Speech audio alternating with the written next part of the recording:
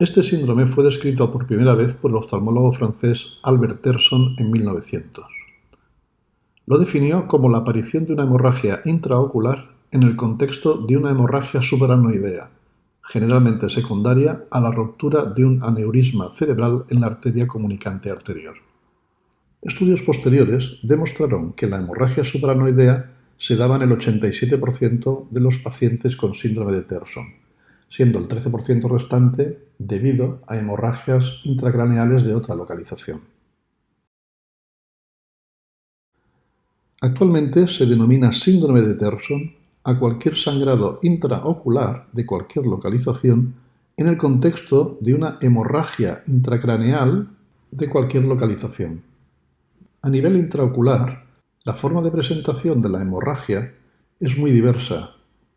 Podemos encontrar localización subretiniana, intrarretiniana, submembrana limitante interna, subhialoidea o una hemorragia intravítrea.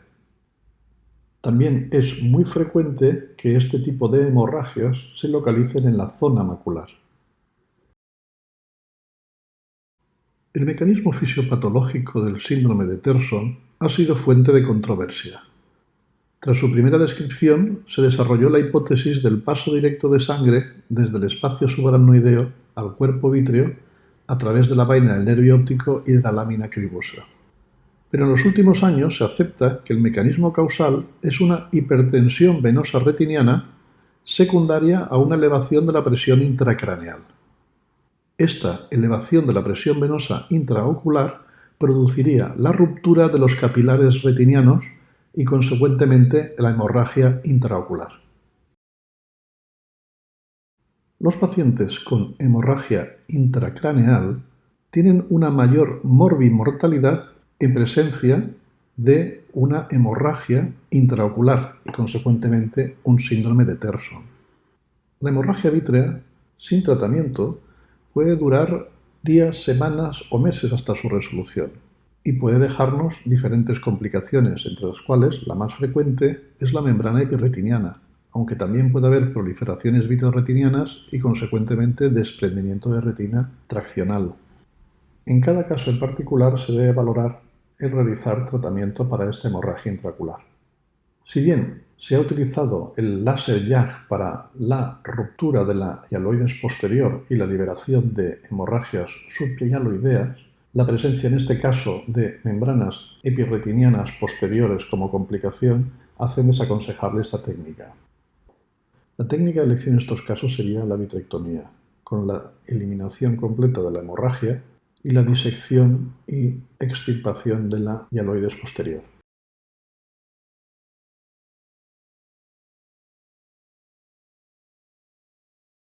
El término de atrofia cortical posterior fue introducido por primera vez por Benson y sus colegas en un trabajo de 1988. Benson presentó a 5 pacientes con una demencia que tenían una alteración temprana de la función visual central. Estos pacientes tenían una preservación de la memoria y la percepción y en la neuroimagen presentaban una atrofia parieto-occipital predominante. Definimos al síndrome de Benson como un trastorno neurodegenerativo cerebral y es considerado una variante visual de la enfermedad de Alzheimer.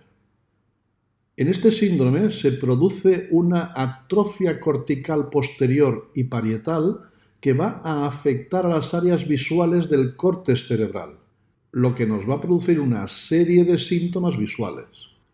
La pérdida de habilidades visuales es el efecto predominante de esta condición. Quisiera hacer un alto aquí para diferenciar el síndrome de Benson de la enfermedad de Benson. El síndrome de Benson, que del cual estamos hablando aquí, es un proceso neurológico. La enfermedad de Benson es una enfermedad del vítreo. La enfermedad de Benson fue descrita por otro Benson 100 años antes, en 1894, y es también conocida como hialosis asteroide.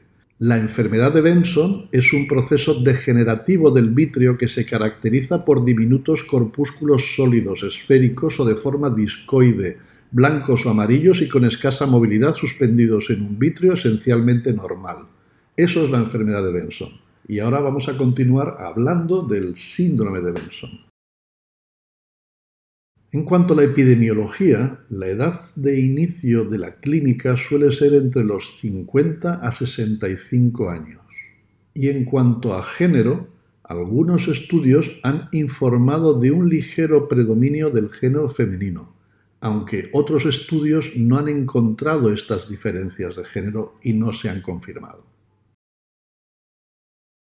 La clínica inicial que presentan va a ser una disfunción visual espacial y una disfunción visual perceptiva, y van a tener unos principales déficits o dificultades como el leer, la navegación, el deambular, el moverse en el espacio, la aritmética, la interpretación de escenas visuales complejas, y recordar que la memoria, la percepción y el juicio se van a conservar en las primeras etapas.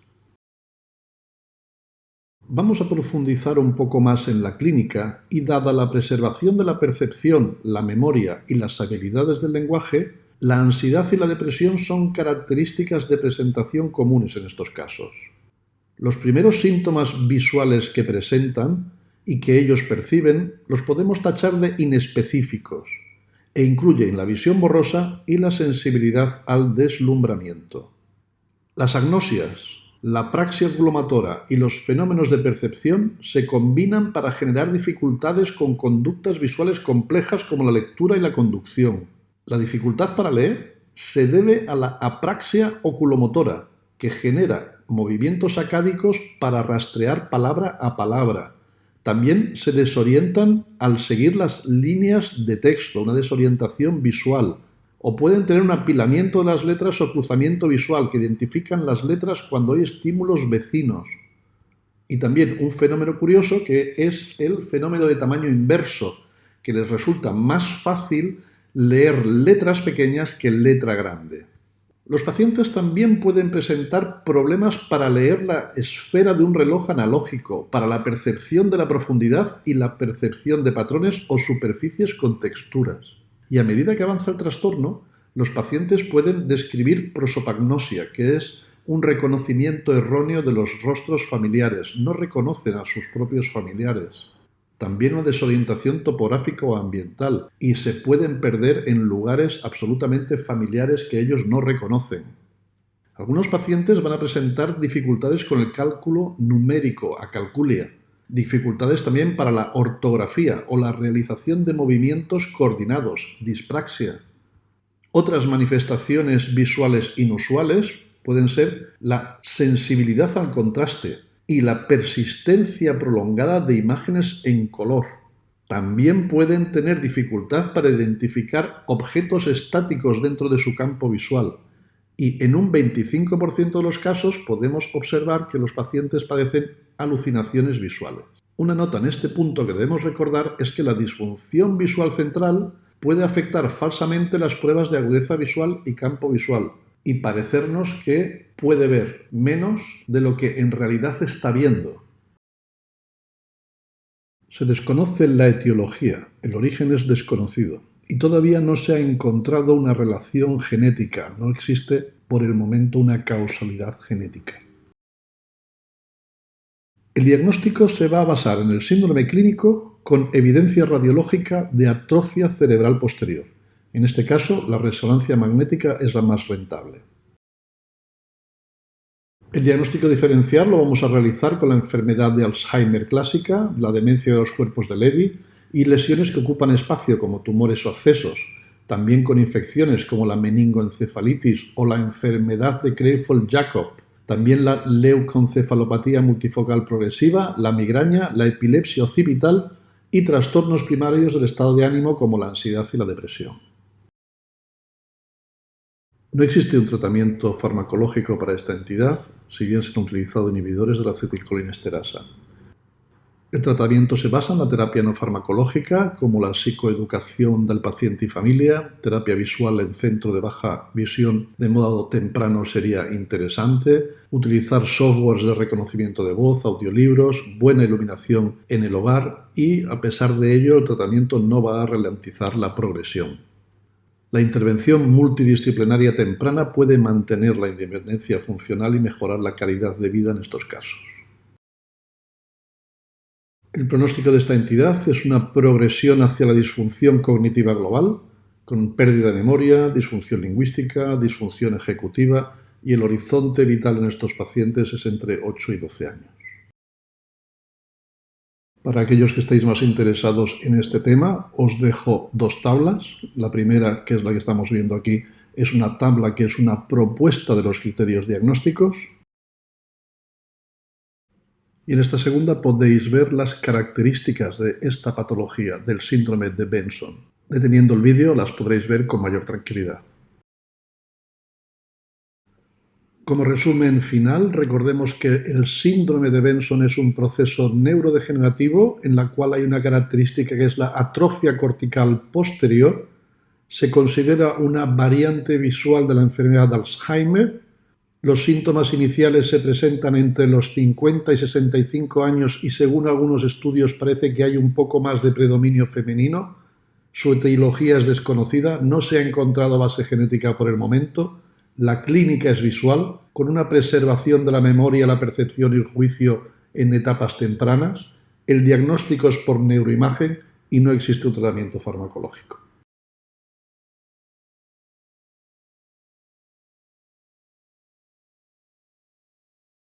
Los angiomas cirsoideos, aneurismas cirsoideos o también llamados angiomas racemosos son anastomosis arteriovenosas sin participación del lecho capilar, de predominio unilateral y aisladas. Cuando se asocian a aneurismas cerebrales, el proceso se denomina síndrome de Wiborg-Mason y se les considera una facomatosis congénita no hereditaria. A la oftalmoscopia no se pueden diferenciar las arterias de las venas y las lesiones se extienden desde la papila hasta la periferia en forma de una o varios paquetes vasculares dilatados y tortuosos. Es frecuente encontrar más vasos de lo habitual en un fondo de ojo normal. En general, los angiomas cirsoideos son asintomáticos, pero los de gran tamaño pueden sangrar o romper la barrera hematorretiniana originando exudación con edema macular y disminución de la agudeza visual.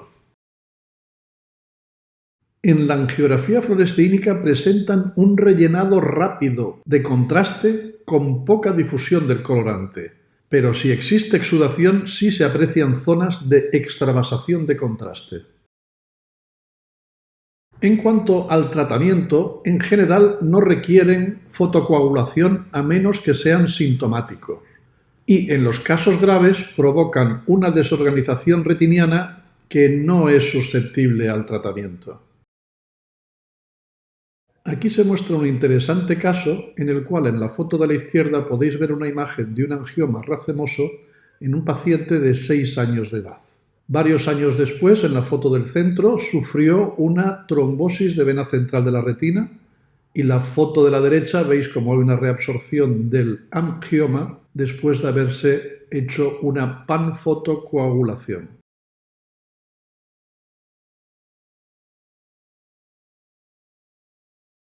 En el síndrome de Wiborg-Mason, además del angioma cirsoideo, tenemos una angiomatosis en el sistema nervioso central, que puede asentar en el cerebro medio, en la región vasofrontal o en la fosa posterior. El síndrome de Wiborg-Mason es congénito y no progresivo, y las lesiones suelen ser ipsilaterales a la región ocular. Las manifestaciones neurológicas como la epilepsia se desarrollan por la compresión directa, originada generalmente por un infarto hemorrágico. Aparte de la presentación retiniana y del sistema nervioso central, podemos encontrar otras localizaciones de los angiomas, como son la zona de inervación del nervio trigémino, en el maxilar superior, en la mandíbula, en la órbita y en la piel de la cara. En estas regiones se presenta en forma de nebus pulsátil. Este síndrome no se diagnostica con mucha frecuencia, probablemente porque no se conocen las características clínicas que lo integran. Sin embargo, es muy importante tenerlo presente como diagnóstico diferencial, debido al impacto visual que provoca en aquellas personas que lo padecen. El síndrome de Straussman está compuesto por la siguiente tríada: persistencia de fibras de mielina retinianas, miopía de predominio axil y ambliopía. En la fotografía podéis ver una persistencia de fibras de mielina retinianas que abarcan la arcada temporal superior y parte de la papila, en un paciente con miopía axil y ambliopía, conformando así la tríada del síndrome de Straatsma. Fue descrito por Straatsma en el año 1979 y su prevalencia se encuentra, según las series, entre el 0,3 y el 10% de todos aquellos casos que tienen una persistencia de fibras de mielina. Una vez se tiene este síndrome, según las series, entre el 7 y el 20% de los casos presenta una persistencia de fibras de mielina bilateral. También decir que otros autores, incluso el mismo Straatsma, describen casos de este síndrome con el estrabismo, por lo cual añaden el estrabismo a este síndrome. Si bien os tengo que decir que el estrabismo no es una condición sine qua non para diagnosticarlo y que el diagnóstico se efectúa con la tríada antes descrita. Por otro lado, es fácil que el estrabismo se asocie a este síndrome, ya que este síndrome presenta ambliopía. Y estos ojos amblíopes en ocasiones tienen la tendencia a sufrir desviaciones al no tener un reflejo de fijación. Esta sería la explicación de la patogénesis del estrabismo en estos casos. En cuanto a la patogénesis de la asociación entre fibras de mielina y miopía, hay diferentes teorías. Una de ellas referiría que el aumento de la longitud axial del globo ocular en la miopía provocaría un desarrollo más lento de la lámina cribosa, lo cual permitiría que la lámina cribosa no efectuase esa barrera, esa frontera, y la mielinización avanzase de manera anterior a ella, permitiendo así la mielinización de las fibras nerviosas tanto en la cabeza del nervio óptico, esto es, en la papila, como en la capa de fibras nerviosas retiniana. Otra teoría, en este caso defendida por Straatsma, sugiere lo contrario. Sugiere que las fibras de mielina van a provocar una interferencia en la formación de la imagen retiniana y esto va a hacer que aumente la longitud axial del globo ocular, con lo cual, consecuentemente, hay una miopía. Como veis, hay explicaciones para todos los gustos. En cuanto a la patogénesis de la ambliopía, las teorías son, a mi parecer, más justificables. Una de ellas diría que las fibras de mielina impiden el estímulo luminoso y impiden la formación de la imagen, con lo cual esto va a generar una ambliopía, en el caso de que estas fibras de mielina estén situadas en una zona que esto lo provoque. Y si no, es muy evidente que el defecto refractivo va a generar, en muchos casos, anisometropía y esto va a generar la ambliopía. Es un mecanismo totalmente conocido por nosotros. En el caso que a la tríada se le añada el estrabismo también va a generar ambliopía del ojo desviado. En cuanto al tratamiento del síndrome de Straatsma, se debe tratar por un lado el defecto refractivo, mediante gafas o lentes de contacto, y hacer también un tratamiento de la ambliopía, con un tratamiento oclusivo ocular. El pronóstico de estos casos es que, a pesar de un correcto tratamiento, solamente 1/3 de los pacientes pueden desarrollar una buena agudeza visual, en este caso una agudeza visual final mejor de 20/30.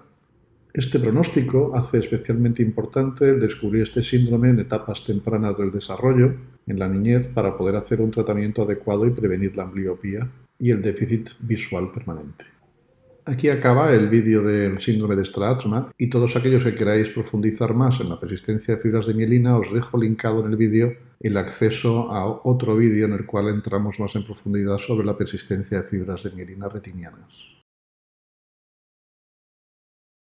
El síndrome de Susak es una enfermedad rara que se describió por primera vez en 1973. Se caracteriza por una tríada clínica de encefalopatía, pérdida auditiva neurosensorial y alteración visual debida a enfermedad vasooclusiva, caracterizada por oclusión de rama arterial retiniana. Inicialmente se le denominó síndrome de pequeños infartos de los tejidos cocleares, retinianos y encefálicos, abreviado con el acrónimo SECRET. O también síndrome de la microangiopatía de la retinopatía, encefalopatía y sordera, abreviado con el acrónimo RETEME. Susak y colaboradores lo describieron en el año 1979. Y Hoyt lo denominó síndrome de Susak en 1986. La encefalopatía se manifiesta por dolor de cabeza, déficits motores, deficiencias sensoriales, afasia, deterioro cognitivo e insuficiencia urinaria. La pérdida auditiva suele ser bilateral. Se puede asociar con tinnitus y vértigo.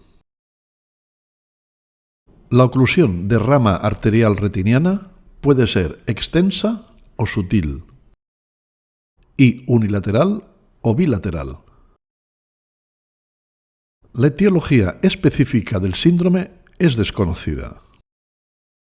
Sin embargo, se cree que es una alteración mediada por la autoinmunidad que, debido a la oclusión inducida por el endotelio microvascular, causa microinfartos en el sistema nervioso central, oído interno y retina. El diagnóstico es difícil de establecer, ya que la tríada clínica completa rara vez existe en la primera presentación. El estudio diagnóstico del síndrome de Susak incluye imágenes por resonancia magnética, angiografía fluoresceínica retiniana y audiograma. Aunque la prevalencia de este síndrome es baja, el síndrome de Susak es un diagnóstico diferencial importante para varias afecciones neurológicas, psiquiátricas, de oído, nariz, garganta y oftalmológicas. El tratamiento en el periodo agudo puede incluir dosis altas de glucocorticosteroides, posiblemente asociados con un fármaco inmunosupresor de acción rápida. La inmunoglobulina intravenosa y la plasmaféresis también pueden ser complementos beneficiosos. Se pueden utilizar audífonos e implantes cocleares para mejorar la calidad de vida de las personas con pérdida auditiva. También se ha discutido sobre el uso de antiagregantes plaquetarios, pero estos no han demostrado ser beneficiosos. El pronóstico del síndrome de Susak es generalmente favorable en el sistema nervioso central y los síntomas visuales generalmente se resuelven con cierta compensación.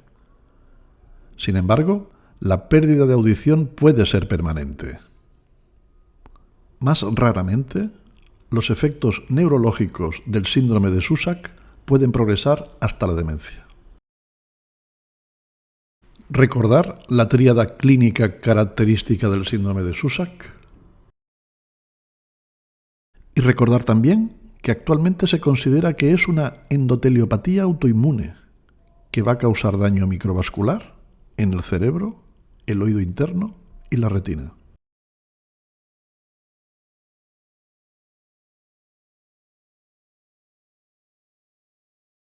En 1858, Hirschfeld publicó un primer informe de este síndrome con un origen traumático.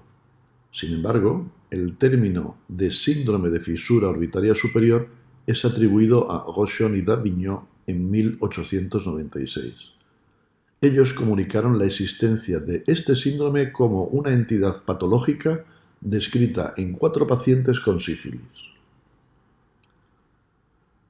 El síndrome de la fisura orbitaria superior descrito por Rochon-Davignon se definía como una lesión localizada inmediatamente anterior al ápex orbitario, el cual incluía las estructuras internas y externas al anillo de Zinc, con parálisis de múltiples nervios craneales, incluyendo el motor ocular común, tercer par, el nervio troclear, cuarto par, el nervio abducens, sexto par, y había una ausencia de patología del nervio óptico. Finalmente, Lake en 1961 definió completamente este síndrome.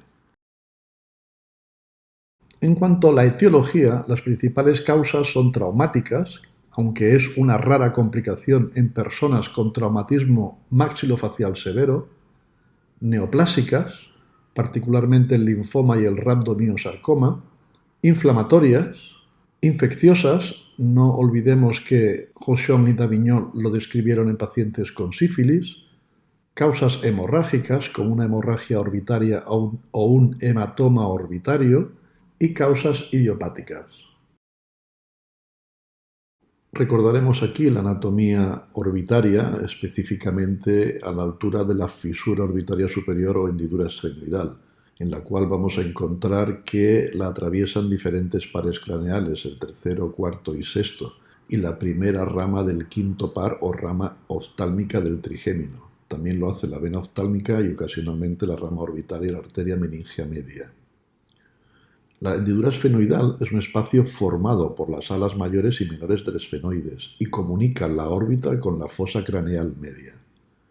El tamaño de esta hendidura en un adulto es de alrededor de 22 milímetros de largo por 2 o 3 milímetros de ancho en el vértice y de 7 a 8 milímetros de ancho en la base.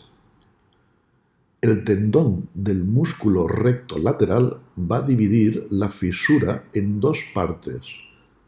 La parte superior contiene el nervio troclear, cuarto par, las ramas frontal y lagrimal de la división oftálmica del trigémino, quinto par, y la rama superior de la vena oftálmica. Y la parte inferior está confinada dentro del anillo tendinoso de Zinc. A través de él pasarán sus estructuras. Contiene las ramas superior e inferior del nervio oculomotor, el tercer par, el nervio motor ocular externo, sexto par, los nervios nasociliares, ramas del quinto par, y la rama inferior de la vena oftálmica. En cuanto al mecanismo patogenético de la lesión, este se produce por la compresión directa de estas estructuras que atraviesan la fisura orbitaria superior. Esta compresión puede ser atribuida a un fragmento óseo desplazado en casos de traumatismo o por efecto masa. En todas las causas del síndrome de la fisura orbitaria superior, la inflamación y la compresión del tejido nervioso cercano es la responsable de la mayoría de los síntomas y signos clínicos. En la clínica de este síndrome encontraremos una parálisis muscular generalizada, una oftalmoplegia. También veremos estrabismo. El paciente manifestará diplopía, visión doble, ptosis palpebral, proptosis, una midriasis fija debido a la pérdida de soporte parasimpático mimético proporcionado por el nervio oculomotor. También vamos a encontrar anestesia de la zona y pérdida del reflejo corneal. No encontraremos afectación del segundo par craneal. La agudeza visual no estará afectada. Si hubiese afectación del segundo par craneal con disminución de la agudeza visual, ya no estaríamos hablando del síndrome de la fisura orbitaria superior, sino que estaríamos hablando del síndrome del ápex orbitario. En cuanto al diagnóstico, la clínica ya nos va a permitir caracterizar este síndrome. Y en cuanto a la imagen, la más utilizada es la tomografía computerizada con cortes finos de 2 milímetros, que nos van a permitir ver los fragmentos de hueso o la compresión por masas. También la resonancia magnética de alta resolución nos es útil en esta patología. Utilizaremos la angiografía cuando hay alteraciones vasculares de tipo hemorrágico o de tipo tumoral. Y la biopsia nos va a permitir realizar el diagnóstico de certeza en los procesos tumorales y procesos inflamatorios. El diagnóstico diferencial del síndrome de la fisura orbitaria superior lo tenemos que hacer con el síndrome del ápex orbitario, en el cual estaría incluido también una afectación de la agudeza visual por afectación del segundo par. El síndrome de Tolosa-Hunt, la trombosis del seno cavernoso, la fístula carotidio cavernosa y el síndrome de Raeder o síndrome oculosimpático paratrigeminal. En cuanto al tratamiento, en algunos casos el tratamiento es conservador, por ejemplo en casos de hematoma retroorbitario en los cuales la hemorragia se reabsorbe en el transcurso de semanas. Siempre se recomienda el uso de corticoides para disminuir los fenómenos inflamatorios. El tratamiento quirúrgico también será necesario en algunos casos. En los casos de infección, los casos infecciosos, el tratamiento con antibióticos. Y en los casos tumorales, pues tratamientos como inmunosupresores, quimioterapia y radioterapia.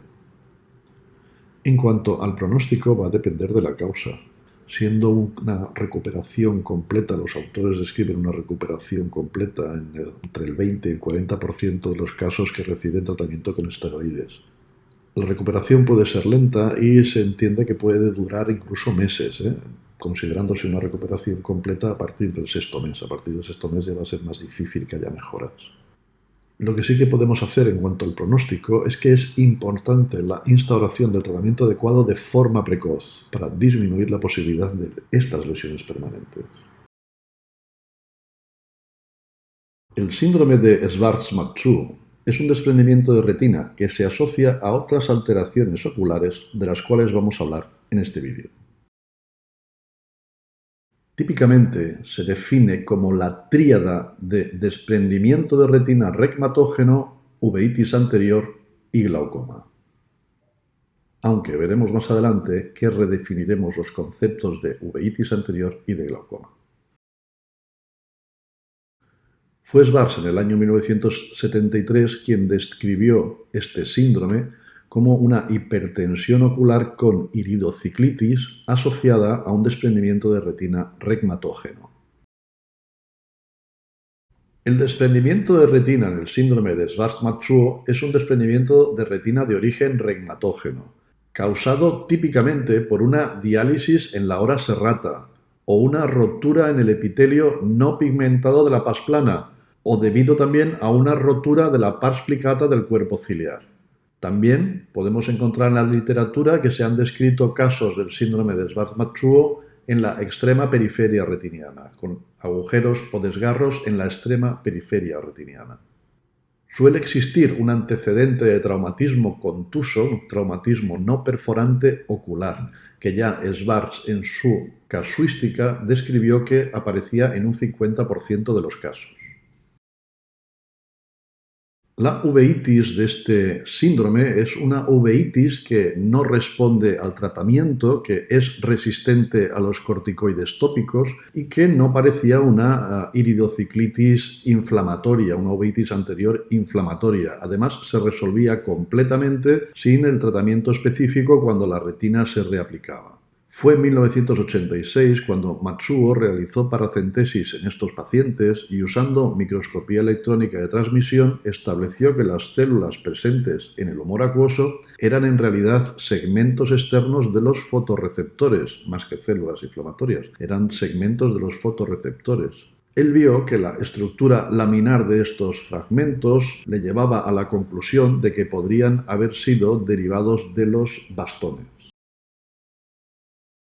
Se han postulado varias hipótesis que intentan explicar la fisiopatología del síndrome de Schwarz-Matsou, sobre todo de la presencia de células en cámara anterior, en suspensión en el humor acuoso, y el aumento de la presión intraocular del glaucoma secundario. Se especula que la rotura de la retina periférica, preferentemente causada por un traumatismo no perforante, que ya fue comunicado en el 50% de los casos de la serie de Schwarz, permite una libre comunicación entre el espacio subretiniano y el humor acuoso.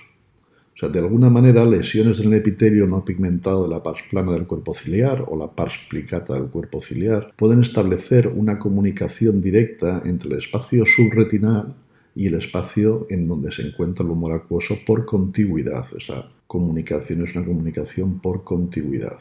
Esta comunicación por contigüidad es lo que favorece la llegada de los segmentos externos de los fotorreceptores a la cámara anterior. Estas células que están en la cámara anterior, estos segmentos externos de los fotorreceptores que han fluido hacia el humor acuoso y se encuentran en suspensión en él, van a acabar depositándose sobre la malla trabecular y la van a obstruir. Ya en la microscopía electrónica se constató que esas células pigmentadas que estaban flotando y se encontraron en un humor acuoso, que como estamos diciendo se corresponden con los segmentos externos de los fotorreceptores, contenían estructuras membranosas agrupadas en forma laminar. Estas membranas tienen un alto contenido de colesterol y de lípidos que favorecen su agregación, a la vez que le van a dar una consistencia más voluminosa, lo cual todo este conjunto va a contribuir a la reducción mecánica del flujo del humor acuoso a nivel de la malla trabecular. Esto va a reducir el coeficiente de salida del humor acuoso, lo que deriva en un drenaje reducido y lo que nos va a provocar finalmente un aumento de la presión intraocular. La hipertensión ocular asociada al desprendimiento de retina regmatógeno constituye una relativa novedad en la clínica de los desprendimientos de retina. Esto es debido a que la mayoría de los desprendimientos de retina de causa regmatógena nos van a cursar, vamos a encontrar, hipotensión ocular. E incluso cuando esta hipotensión ocular que acompaña al desprendimiento de retina regmatógeno es muy notable, podemos ver que haya desprendimientos coroideos e incluso desprendimientos del cuerpo ciliar, por lo que es relativamente extraño que haya un aumento de la presión intraocular en un desprendimiento de retina. Esto ya nos tiene que hacer pensar en este síndrome. Es importante que sepamos reconocer este síndrome. Debemos tratarlo como un glaucoma secundario con hipotensores tópicos y si bien el cuadro hipertensivo desaparece, se resuelve de forma espontánea tras la reaplicación de la retina, tras el tratamiento del desprendimiento de retina, es necesario hacer seguimientos en estos pacientes, ya que esta resolución no es inmediata. Y es por esto que debemos conocer bien esta entidad, ya que no solamente debemos estar atentos a una posible pérdida de la agudeza visual por el propio desprendimiento de retina, sino a consecuencia de los daños en nervio óptico por estas presiones intraoculares que pueden ser elevadas. También quisiera comentaros que este tercer componente de la tríada de este síndrome, la hipertensión ocular, este glaucoma secundario, se le va a conocer como glaucoma del segmento externo de los fotorreceptores. Recibe, y podéis encontrar en la bibliografía, este nombre. Finalmente, hemos de recordar que este es un síndrome, el síndrome de Schwarz-Matsuo, es un síndrome que reúne la siguiente tríada: desprendimiento de retina regmatógeno, presencia de células en cámara anterior y presión intraocular elevada. También recordaremos que esa presencia de células en cámara anterior no es inflamatoria, son segmentos externos de fotorreceptores, muy probablemente bastones, y que la presión intraocular elevada la debemos tratar como un glaucoma secundario con tratamiento tópico hipotensor y que se debe hacer un seguimiento ya que la resolución de la hipertensión puede tardar un tiempo tras la resolución del desprendimiento de retina. Muchas gracias por vuestra atención.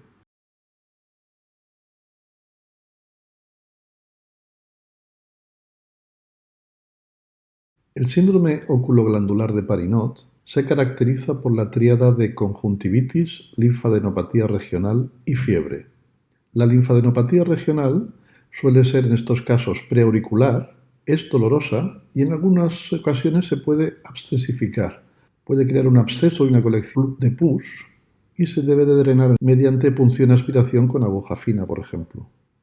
También podemos ver malestar general, sensación de cuerpo extraño ocular, epífora con aumento del lagrimeo, secreción serosa, en ocasiones purulenta, edema palpebral poco llamativo y granulomas conjuntivales. Estos granulomas pueden llegar a ulcerarse, pero normalmente la alteración conjuntival es banal y pasa desapercibida, siendo mayor la clínica en los ganglios linfáticos. Este síndrome es preferentemente unilateral. y debido a su parecido en el nombre, se debe diferenciar del síndrome de Parinot, conocido también como la parálisis de la mirada vertical. Este es un trastorno totalmente diferente que impide mirar hacia arriba y puede ser causado por un tumor cerebral. Requiere una evaluación clínica inmediata. La etiología es muy variada y comprende las bacterias, virus, hongos y parásitos. Y las causas más comunes es la enfermedad del arañazo de gato, sobre todo esta, ya que es la más prevalente. En segundo lugar, la tularemia o fiebre de los conejos, la tuberculosis, la sífilis, la gran simuladora, la esporotricosis y también las infecciones por Clamidia trachomatis. El diagnóstico se realiza mediante la clínica, una analítica general, serología, biopsia de los ganglios linfáticos inflamados y cultivo de las secreciones oculares. Debido a que en muchas ocasiones hay una resolución espontánea, ya que es una afección autolimitada, el tratamiento puede necesitarse únicamente hacer analgesia y antiinflamatorios y antipiréticos. En los casos más complejos es necesario la administración de antibióticos, también en aquellos casos en los cuales haya complicaciones. El pronóstico está ligado a la causa, pero en general es bueno.